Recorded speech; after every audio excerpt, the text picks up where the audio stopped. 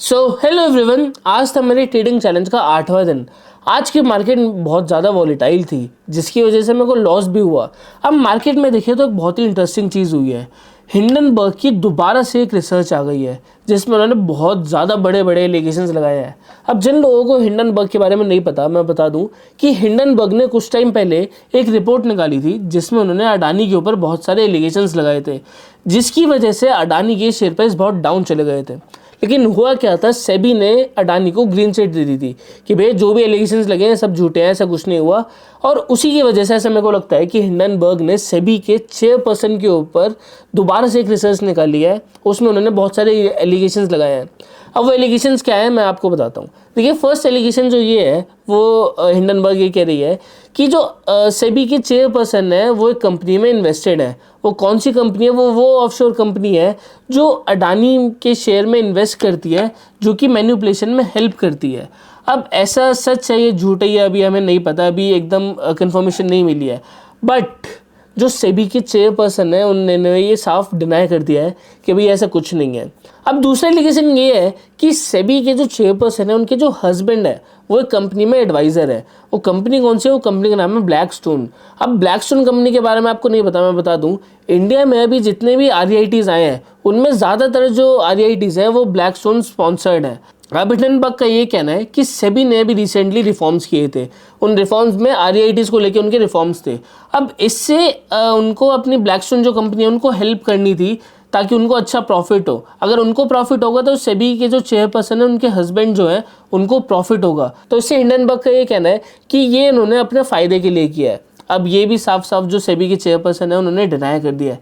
उन्होंने ये कह दिया कि भाई ऐसा कुछ नहीं था, ये सारे एलिगेशन झूठे हैं। अब क्या सच है क्या नहीं हमें नहीं पता भी। अगर आगे आने वाले टाइम में कुछ हमें पता लगता है तो मैं आपको ज़रूर बताऊंगा।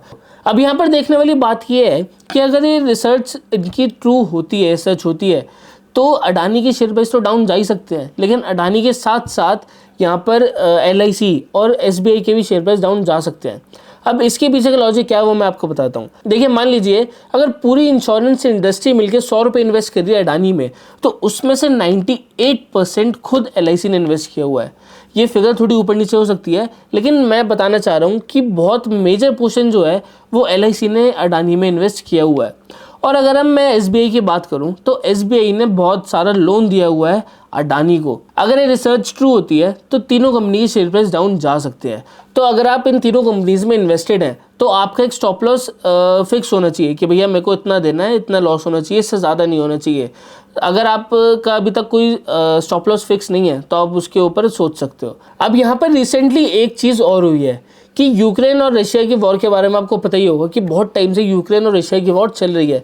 लेकिन रिसेंटली यूक्रेन ने रशिया की टेरिटरी के अंदर घुस के वहाँ पे अटैक कर दिया है, जिसकी वजह से रशिया तो बहुत गुस्सा है ऑब्वियसली। लेकिन इस पर मैं ये देखना है कि अगर इन दोनों की वॉर ज़्यादा बढ़ती है तो उसके ऊपर यूरोपियन यूनियन क्या एक्शन लेता है और यूरोपियन यूनियन के साथ साथ अमेरिका क्या एक्शन लेता है। अगर इन दोनों की वॉर ज़्यादा बढ़ती है, ज़्यादा सीरियस होती है, तो इससे हो सकता है कि ग्लोबल मार्केट डाउन चल जाए और ग्लोबल मार्केट की वजह से इंडियन मार्केट भी डाउन जा सकती है। तो यहाँ पे हमें ये चीज़ देखनी पड़ेगी कि ग्लोबल टेंशन्स क्या चल रही हैं। अगर मैं आज की मार्केट की बात करूँ तो आज क्या हुआ मार्केट में, आप यहाँ देख सकते हो कि मेरी पोजीशंस में मेरे को लॉस हुआ। आज मेरे को 30,000 का लॉस हुआ है। अगर मैं एल्गोरूम्स पे देखूँ, एल्गोरूम्स आप देख सकते हो कि मेरे को 19,000 का प्रॉफिट है। ऐसा क्यों? अब यहाँ पे एक चीज़ देखिए आप कि मैंने एक स्ट्रैटेजी जो है वो पेपर ट्रेडिंग लगा रखी है। आप यहाँ पे स्नाइपर देख सकते हैं, यहाँ पे एक स्ट्रैटेजी लगी हुई है कि स्नाइपर निफ्टी ऑप्शन बाइंग। अब ये जो स्ट्रैटेजी मेरी लगी हुई है ये पेपर पे लगी हुई है, मतलब ये लाइव मार्केट में चली तो थी लेकिन इसमें हमने पैसे नहीं लगाए थे। अब आप देख सकते हो यहाँ पे पेपर भी लिखा हुआ है। अब इसमें मेरे को 11,000 रुपये आए हैं, तो अगर हम इसमें से 11,000 रुपये माइनस कर देंगे तो आज मेरे को 9,000 रुपये ही दिए हैं एल्गो ने। अब अगर फिर भी यहाँ पे अगर हमें 9,000 का प्लस दिख रहा है तो हमें यहाँ पर 30,000 का माइनस क्यों दिख रहा है? ये इसलिए दिख रहा है क्योंकि आज मिड कैप की एक्सपायरी थी। मैंने मिड कैप में भी ट्रेड मारी थी जिसकी वजह से मेरे को लॉस हो गया। अगर मैं मिड कैप की बात करूँ, मिड कैप का चार्ट खोला हुआ है, 5 मिनट का चार्ट है। आप देख सकते हो कि मिड कैप में बहुत बड़े बड़े मूव्स आए थे। आप देख सकते हो कि पहले ही जो कैंडल बनी है 9:15 की, वही कैंडल कितनी बड़ी बनी है। आप देख सकते हो यहाँ पे कुछ यहाँ पर ओपन हुई थी मिड कैप। फिर आप देख सकते हो कि पहली कैंडल कितनी बड़ी है, गैप डाउन ओपन हुई थी मिड कैप। उसके बाद आप देख सकते हो नीचे गई, यहाँ कुछ से सपोर्ट लिया, फिर यहाँ से हमें एकदम से अप ट्रेंड दिखा। अब इसी मूव की वजह से मेरे को लॉस हो गया, इतना बड़ा जो मूव आया था। अगर मैं बैंक निफ्टी की बात करूँ, बैंक निफ्टी भी आप देख सकते हो, आज बैंक निफ्टी भी गैप डाउन खुली थी, उसने गैप कवर करने गई, फिर वहाँ से नीचे चली गई, फिर नीचे जाने के बाद उसने यहाँ से कुछ सपोर्ट लिया, फिर दोबारा ऊपर चली गई, फिर ऊपर जाके फिर थोड़े टाइम उसने साइडवेज किया, फिर वो नीचे आ गई।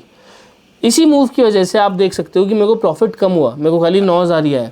अब यहाँ पे अगर हम डे कैंडल पे देखें, ये मैंने लगा दिया डे चार्ट, अब यहाँ पे देख सकते हो कि अभी भी मार्केट हमारे एक रेंज में चल रही है। अब वो रेंज क्या थी हमारी, वो हमारी रेंज थी, ये रेंज थी हमारी, और हमारी रेंज थी ये रेंज थी। अब मार्केट ने कोशिश करी थी हमारी, आज देखें तो आज कोशिश करी थी कि हमारे ये रेजिस्टेंस जो बना है इसको तोड़ दें, लेकिन वो ज़्यादा देर तक सस्टेन नहीं कर पाई, वो वापस नीचे आ गई। मेरे को लगता है मार्केट जब तक ये रेंज नहीं तोड़ती, मेरे को लगता है कि मार्केट साइडवेज ही रहने वाली है। अगर आपकी एनालिसिस कुछ और कहती है तो आप अपने हिसाब से ट्रेड ले सकते हो। अगेन ये मेरी एनालिसिस है। अगर मैं अपनी पीएनएल की बात करूँ तो आप यहाँ पे देख सकते हो कि मैंने आज क्या क्या ट्रेड ली। यहाँ पे ये मिड कैप की ट्रेड्स गई हुई हैं, ये सारी डिलीवरी ट्रेड्स हैं। अगर मैं एल्गो की ट्रेड्स दिखाऊँ तो वो बैंक निफ्टी में थी, बैंक निफ्टी में ये रही ट्रेड्स, बैंक निफ्टी की ट्रेड्स ये दिख रही हैं आपको। अब कुछ लोग ये भी बोलते हैं कि भाई अपनी एक बार होल्डिंग्स दिखा दो, आपकी होल्डिंग्स क्या है। तो ये सारी मेरी होल्डिंग्स हैं, आप यहाँ पे देख सकते हो। यहाँ पे मैंने मेजरली ETF में इन्वेस्ट किया हुआ है। ये जितनी भी आप देख रहे हो ये सारे ETF है। ये सिल्वर बीज देख सकते हो आप, ये MHK टेक है, गोल्ड बीज है, मेफैंग है, MOM30 ETF है, ये सारे ETF है। मेरे को ETF इसलिए मैं इन्वेस्ट करता हूँ क्योंकि ETF मेरे को सेफ़ लगते हैं। अगर हम शेयर में देखें तो शेयर के प्राइस बहुत ज़्यादा फ्लक्चुएट करते हैं, बट ETF में अकेला एक शेयर नहीं होता। ETF में बंच ऑफ कंपनीज होती है जिनके कंबाइंड शेयर प्राइस आते हैं, इसलिए ETF सेफ होते हैं, इसलिए मैं ETF में इन्वेस्ट करता हूँ। आप देख सकते हो कि सारे इन्वेस्टमेंट जो है ये मैंने ETF में करे हुए हैं। अब आज के लिए इतने ही रखते हैं। अगर आपको वीडियो अच्छी लगी इस वीडियो को लाइक कर दो, सबके साथ शेयर कर दो। अगर आप भी एल्गो रूम्स पे अपना अकाउंट खुलवाना चाहते हो तो मैंने आपको डिस्क्रिप्शन में लिंक दे दिया, वहाँ से जाकर चेक कर सकते हो।